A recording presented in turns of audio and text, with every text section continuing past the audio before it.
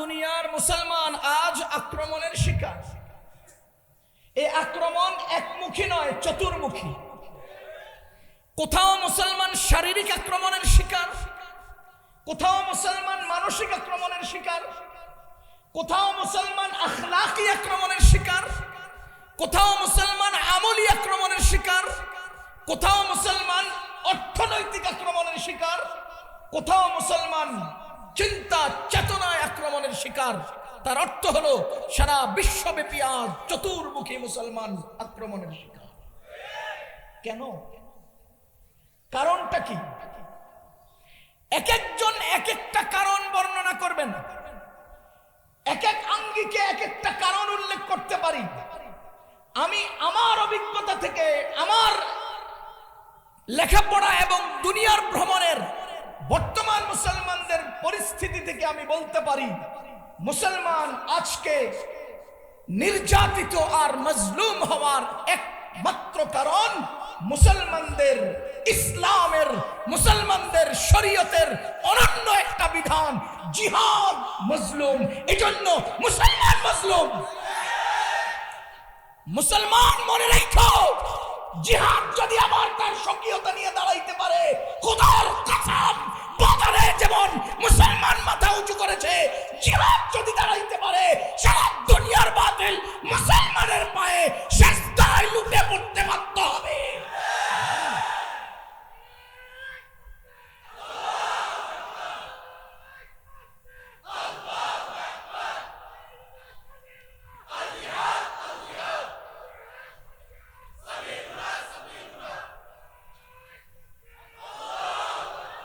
মুসলমানের জিহাদ কি পরিমাণ মজলুম জানেন?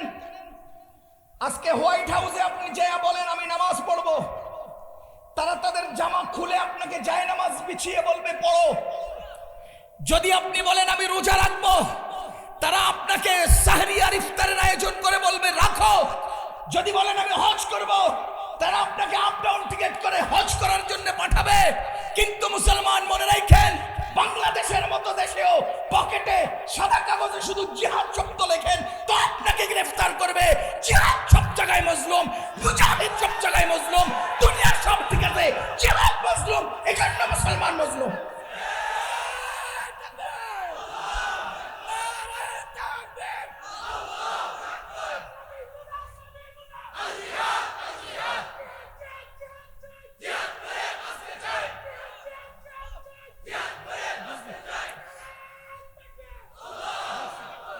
আফগানিস্তানে জিহাদ হয়েছে, আফগানিস্তানে পৃথিবীর সুপার পাওয়ার লেজ গুটিয়ে পালাতে বাধ্য হয়েছে। খোদার কসম, ফিলিস্তিনে জিহাদ হচ্ছে, ইসরায়েল লেজ গুটিয়ে পালাতে বাধ্য হবে, বাধ্য হবে, বাধ্য হবে। তোমরা জিহাদ ভুলে গিয়েছো, এজন্য তোমরা তোমাদের গোলামির জিঞ্জিরে আবদ্ধ হয়েছো।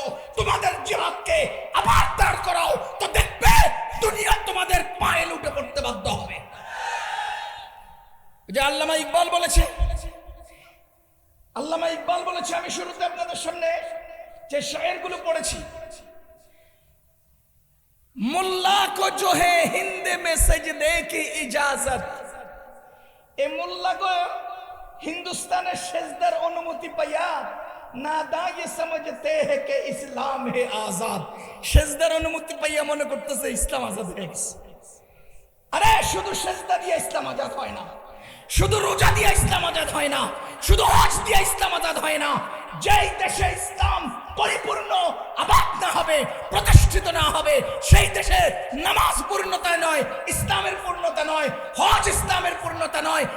ইসলামের পরিপূর্ণতা আসতে হলে এক নম্বরে জিহাদ প্রতিষ্ঠিত হতে হবে। জিহাদ প্রতিষ্ঠিত না হলে সেখানে ইসলামের পরিপূর্ণতা আসবে না। কথা বুঝতেছেন আপনারা? এই কথাগুলো বুঝতে একটু সময় নেবে, কারণ জিহাদ শব্দটাকে ভয় পাইতে পাইতে পাইতে পাইতে পাইতে পাইতে পাইতে পাইতে পাইতে পাইতে আমাদের দেশের মুসলমানরাও জিহাদের নাম শুনলে পাত্তা পায়খানা করে দেয়। মুসলমানরাও এখন জিহাদের ভয় পায়। ও আল্লাহর বান্দাগণ, বলেন তো মুসলমান আজকে মজলুম কেন? মুসলমানদের এক অনন্য, অন্যতম, শ্রেষ্ঠতম ইবাদত জিহাদ মজলুম। কথা বুঝতেছেন আপনারা? আমি খুব সংক্ষিপ্তভাবে বলছি জিহাদ কি। জিহাদ আপনি বলতে পারেন আর অনেক কারণ। আজকে মুসলমান কোরআন ছেড়ে দিয়েছে এই জন্য মুসলমান মজলুম, মুসলমান রাসূলের আদর্শ ছেড়ে দিয়েছে এই জন্য মুসলমান মজলুম, মুসলমান নিজেদের মধ্যে পারস্পরিক দ্বন্দ্ব শুরু করেছে এই জন্য মুসলমান মজলুম, মুসলমান লোভী হয়ে গেছে এই জন্য মুসলমান মজলুম, মুসলমান দুনিয়া ছেড়ে আখিরাত ছেড়ে দুনিয়ামুখী হয়ে গেছে এই জন্য মুসলমান মজলুম। হাজারো মজলুম হওয়ার কারণ বলতে পারেন, কিন্তু আমার বুঝমতে অন্যতম এবং প্রধান মজলুম হওয়ার কারণ মুসলমানের জিহাদ মজলুম। মুসলমানের কি মজলুম? এজন্য মুসলমান মজলুম। আল্লাহু আকবার। জিহাদ কি জিনিস? জিহাদের অনেক পরিচয় আছে। এক নাম্বার, জিহাদ ইবাদত। বলেন জিহাদ কি? আপনারা বলেন তো জিহাদ কি? যেই ব্যক্তি জিহাদকে ইবাদত মনে করবে না সেই ব্যক্তির ঈমান থাকবে না। নামাজ কি? বলেন বলেন নামাজ কি? রোজা কি? হজ কি? এই হজকে যে ইবাদত মনে করবে না, রোজাকে যে ইবাদত মনে করবে না, নামাজকে যে ইবাদত মনে করবে না, তাকে আপনি কি মনে করেন? ঈমান। ঈমান থাকার কথা না। সুতরাং অবিকল জিহাদকে যে ইবাদত মনে করবে না সে মুসলমান হতে পারে না। নামাজ কোরআনে আছে না নাই? নামাজ ইবাদত। রোজা কোরআনে আছে না নাই? রোজা ইবাদত। হজ কোরআনে আছে না নাই? হজ ইবাদত। জিহাদ কোরআনে আছে না নাই? সুতরাং জিহাদ, জোরে বলেন জিহাদ কি? আবার বলেন না জিহাদ কি? ও মুসলমান, জিহাদ ইবাদত। ইবাদত। আজকে দুনিয়াতে জিহাদকে সন্ত্রাস আখ্যায়িত করার চেষ্টা করা হচ্ছে। এই অপচেষ্টা কখনো কাজে আসবে না, কারণ তোমরা দুনিয়ার সব মানুষ একত্র হয়েও জিহাদকে সন্ত্রাস বলে দমন করার চেষ্টা করবা, আর আমাদের রাসূল সাল্লাল্লাহু আলাইহি ওয়াসাল্লাম সুস্পষ্ট ঘোষণা দিয়েছেন আল জিহাদু মাদিন ইলা ইয়াউমিল কিয়ামা। হাজারো চেষ্টা করবা জিহাদকে সন্ত্রাস বলে এটাকে দমন করার, খোদার কসম নবীজির কথা আমার অস্তিত্বের চেয়েও সত্য, কিয়ামত পর্যন্ত জিহাদ চলবেই, চলতেই থাকবে। সুতরাং জিহাদকে বন্ধ করার কোনো যুক্তি নাই, কোনো সুযোগ। যারা জিহাদকে এরকম সন্ত্রাস কইছে এরা জিহাদওয়ালাদের পিটা খাইয়া এখন কয় এটা স্বাধীনতার আন্দোলন। আজকে যারা ফিলিস্তিনি জিহাদকে এরকম সন্ত্রাস বলতে চায় এরাও একটা সময় পিটানি খাইয়া বলবে এটা স্বাধীনতার আন্দোলন। খোদার কসম বাংলাদেশের প্রধানমন্ত্রী সুস্পষ্ট ঘোষণা দিয়েছেন আমরা ফিলিস্তিনের পক্ষে আছি। তিনি মুসলমান হয়ে মুসলমানের পক্ষ নেবেন, এটাই তো স্বাভাবিক। মুসলমান হয়ে মুসলমানের পক্ষে কথা বলবেন, এটাই তো মানবতা, এটাই তো মনুষ্যত্ব, এটাই তো মুসলমানিত্ব। সুতরাং প্রধানমন্ত্রীর সাথে সুর মিলিয়ে আমরাও বলছি আমরা ফিলিস্তিনের মুসলমানদের সাথে আছি। ইসরায়েল নিপাত যাক, ফিলিস্তিন জিন্দাবাদ।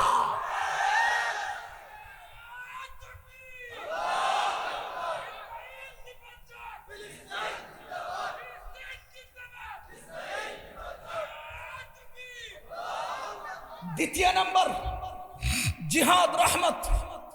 বলেন জিহাদ কি? প্রথমটা কি বললাম? ইবাদত। দ্বিতীয় নাম্বার জিহাদ কি? রহমত। জিহাদ কিভাবে রহমত? আমি আপনাদেরকে জিজ্ঞেস করতে চাই, আল্লাহ প্রদত্ত কোন গজব যদি দুনিয়াতে আসে শুধু কি এক দুইজন ধ্বংস হয় না পুরো জাতি? শুধু কি মানুষ ধ্বংস হয় না জীবজন্তু? শুধু কি অপরাধীরা মরে না নিরপরাধরাও মরে? তাহলে আল্লাহর পক্ষ থেকে কোনো গজব যদি দুনিয়াতে আসে, যেমনি ভাবে সব মানুষের আক্রান্ত হয়, জায়গা জমিন আক্রান্ত হয়, পশুরা আক্রান্ত হয়, গাছগাছালি আক্রান্ত হয়, খোদার কসম করে বলছি আল্লাহ প্রদত্ত গজবে বহু বহু জাতি ধ্বংস হয়েছে। আপনারা জানেন কওমে সামুদের কথা, তারা কিভাবে ধ্বংস হলো, কওমে আদের কথা, তারা কিভাবে ধ্বংস হলো, কওমে হুদের কথা, তারা কিভাবে ধ্বংস হলো, কওমে লূতের কথা, তারা কিভাবে ধ্বংস হলো। এইভাবে সুস্পষ্টভাবে বলছি কোরআনে বর্ণিত সেই কওমদেরকে আল্লাহ যে আযাব দিয়ে ধ্বংস করেছে, মুহাম্মদুর রাসূলুল্লাহর কোন উম্মতকে কিয়ামত পর্যন্ত আল্লাহ সুনির্দিষ্ট কোন আযাব দিয়ে হঠাৎ রাতারাতি ধ্বংস করবেন না। এজন্যই আল্লাহ কোরআনে জিহাদের বিধান দিয়েছেন, কেন? যাতে ওই বিস্ফোরকগুলোর অপারেশন হয়, সাধারণ জনগণ বেঁচে যায়। এবার বলেন, জালিমদের জুলুমের কারণে আযাব নাজিল হয় কিনা? অত্যাচারের কারণে গজব নাজিল হয় কিনা? ইতিপূর্বের জাতিরা ধ্বংস হয়েছে গজবে, এই উম্মত গজবে ধ্বংস হবে না। এজন্য এই দুনিয়ার জালিমদের মাথা কেটে দেওয়ার জন্য, এই দুনিয়ার জালিমদের বিস্ফোরা অপারেশনের জন্য আল্লাহ তাআলা জিহাদের বিধান নাজিল করেছেন, যাতে করে জালিমদেরকে খতম করে সাধারণদেরকে বাঁচিয়ে দেওয়া যায়। ওই জালিম ধ্বংস করো, সাধারণদেরকে বাঁচিয়ে দাও। জালিমদেরকে ধ্বংস করো, জনগণকে বাঁচিয়ে দাও। জালিমদেরকে ধ্বংস করো, গবাদি পশুকে বাঁচিয়ে দাও। জালিমদেরকে ধ্বংস করো, গাছগাছালি বাঁচিয়ে দাও। জালিমদেরকে ধ্বংস করো, দেশ দুনিয়া বাঁচিয়ে দাও। খোদার কসম, যদি জিহাদ না থাকতো আযাবে তোমার গরু ছাগল মরতো। যদি জিহাদ না থাকতো আযাবে তোমার ছেলে মেয়ে মরে যেত। যদি জিহাদ না থাকতো আযাবে তোমাদের মা বাবা মরে যেত। যদি জিহাদ না থাকতো তো দুনিয়া উলট পালট হয়ে যেত। জিহাদ আছে বলে দুনিয়া বেঁচে আছে। সুতরাং জিহাদ রহমত। জিহাদ কি? জিহাদ কি? রহমত।